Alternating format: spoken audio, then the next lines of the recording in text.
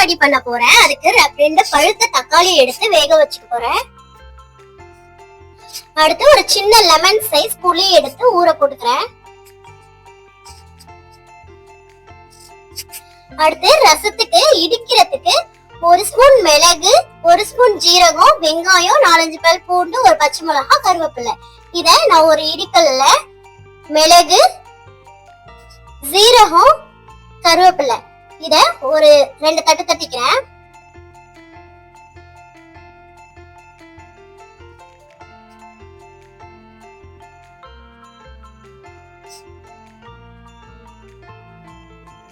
இப்ப 2 தட்டு தட்டி எடுத்தாச்சு. அடுத்து பச்சை மிளகாய், பூண்டு, வெங்காயம். அடுத்து இதையும் போட்டு 2 இடி இடிச்சுக்கலாம். இத ஒரு தட்டுல மாத்தி வச்சிருக்கேன். இது மாதிரி கொரன்னு தான் இருக்கணும். 1-2 இடிச்சிருக்கணும். அடுத்து ரசம் தாளிக்கிறதுக்கு 1 ஸ்பூன் கடுகு, 1/2 ஸ்பூன் வெந்தயம், பெருங்காய பொடி, மஞ்சத்தூள், கருவேப்பிலை, வரமிளகாய், தேவையான அளவு உப்பு, கொத்தமல்லி எடுத்து வச்சிருக்கேன். அடுத்தது தக்காளி நல்லா வெந்து வந்துருச்சு. இப்ப அந்த தக்காளியோட தோலெல்லாம் நல்லா எடுத்துடலாம்.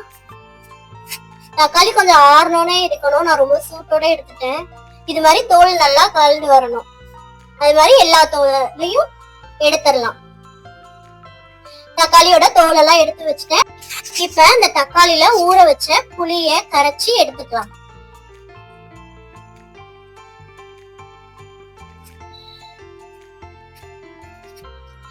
எல்லாத்தையும் இப்ப இந்த தக்காளி எல்லாம் நல்லா கரைச்சி விட்டுறலாம். இப்ப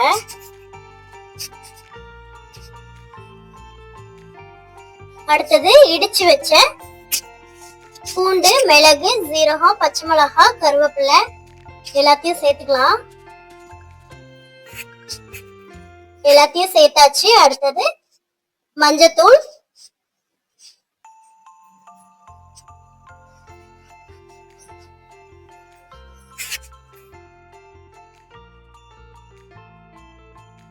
அடுத்து தாளிக்கிறதுக்கு கடுகு, வெந்தயம், வரமிளகாய், கருவேப்பிலை, பெருங்காயத்தூள் போட்டு தாளிச்சு அந்த ரசத்திலேயே போட்டு நல்லா மிக்ஸ் பண்ணி விட்டு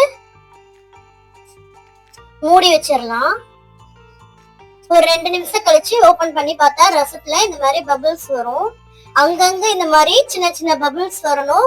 ரசம் ரொம்ப கொதிச்சிடக்கூடாது. அங்கங்க சின்ன சின்ன பபிள்ஸ் இது மாதிரி வரும். அதுலதான் ரசமே குக் ஆகும். அடுத்தது மேல அடுப்பு ஆஃப் பண்ணிட்டு கொத்தமல்லி தூவி விட்டுறலாம். ரசம் இப்ப ரெடி ஆயிடுச்சு. இந்த வீடியோ உங்களுக்கு பிடிச்சிருந்துச்சுன்னா லைக் பண்ணுங்க, ஷேர் பண்ணுங்க, கமெண்ட் பண்ணுங்க, நம்ம சேனலை சப்ஸ்கிரைப் பண்ணுங்க. தேங்க்யூ.